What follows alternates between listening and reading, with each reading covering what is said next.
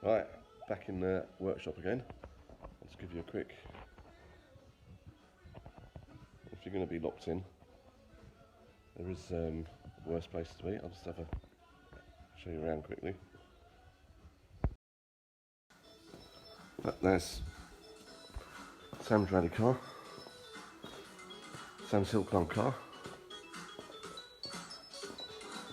I don't know much about Saxos.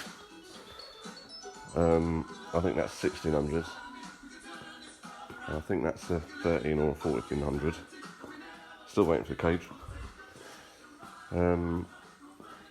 This one he's just got. I think that's the 1100. I think that was for spares. Have a look around here. There's toys. There's a couple of Imprezas in there. Tractors. Race car. Old car. Don't know what that is. Yeah, not doing it for the old cars.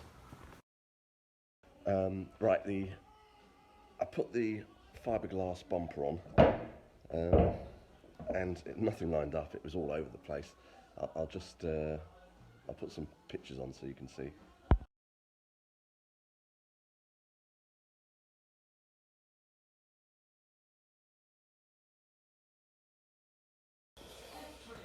So what I did was I went back to the metal valance underneath.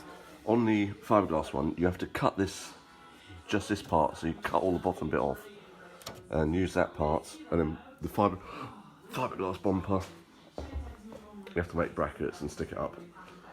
I like the M3 fiberglass bumpers, but if I use this car as a rally car, it's going to be probably in a quarry, or it's going to be on the dirt.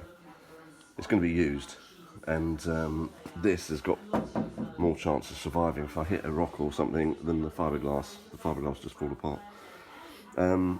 Yeah, so before, when you close the bonnet, there was probably about an inch gap between the bonnet and the top of the grille. This is where it'll be when it's down. Just keeps pushing up for some reason. So it turned out the inner wings, they seem to be too high. What I had to do was put the jack underneath the floor with a ratchet strap around the inner wing, take all the wings off, jack it up from the chassis leg so it pulled the wing round a bit. So that way it got everything seems to fit perfectly now, which is great. I had to move the wing slightly because it was touching the door, but it seems fine now. All the gaps seem good. So I'm happy with that. That's working well. The next job, as part of the loom, we've been getting into engine wiring. Now there is the C101 plug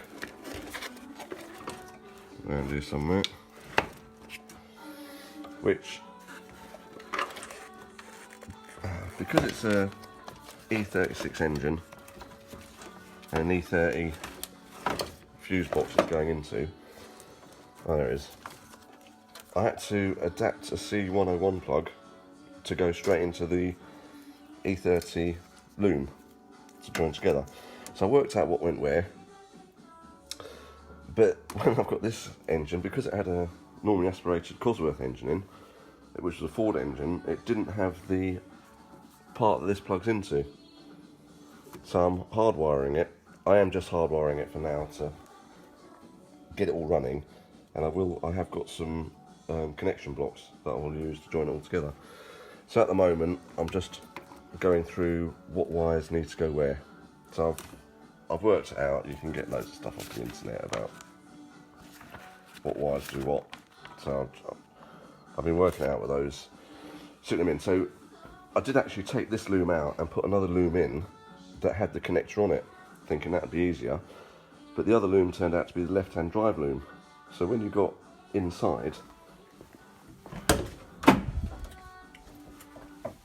it's a bit dark in here, but all the dash connectors and the ignition connectors were on this side, so it would have been an absolute nightmare to extend all those. I don't like doing joints anyway, But at least this way I've only got 7, I think there is to do. That would have been loads under the dash, all the connectors that go into the back of the dash, and yeah, it just would have been too much. So that's my job for this evening. I'll have to work out how to turn the lights on in here, and then get that connected up. Once that's connected up, I can get all the rest of the loom in. I can get a battery and power to it, and check to see what works. It all looks a bit messy at the moment, but it's all pretty straightforward where that all goes. There's 3 parts to the loom. There's a part that goes into the car that does the dash, runs down the back of the car. Sorry, I'm pointing and you can't see. Backlights and all that. So that's all pretty straightforward. This light, runs across the car, that light, and it does like the washer jets and brake fluid reservoir, level sensor. And then the other part goes to the engine. So it's got all the connections that do the water temp, oil pressure, rev counter, starter, that sort of thing. So fingers crossed. Well, it'll be trial and error. I'll connect up what I can because a lot of the colours weren't compatible. So I think I've got it sussed because I had to find out what colours went into the female part of this plug. But I think I'm there. So I'll just keep sticking wires together and see how we end up.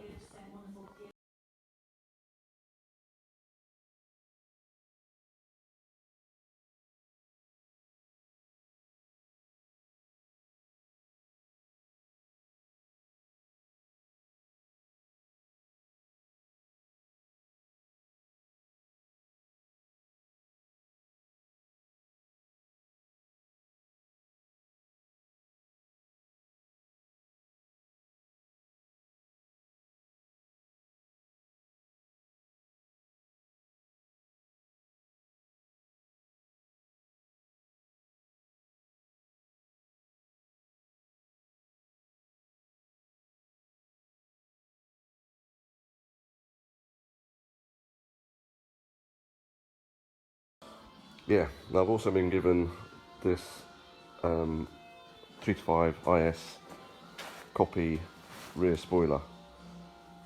Yeah, it is a bit battered and bruised, but obviously that'll be getting painted along with the rest of it. I quite like them. I think it looks good. I think I'm going to stick with it. The other spoiler was that Heckler or something, which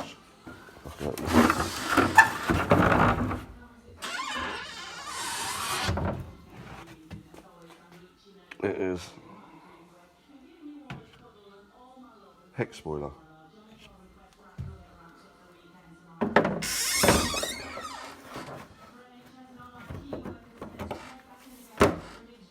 It's sort of yeah, a bit understated.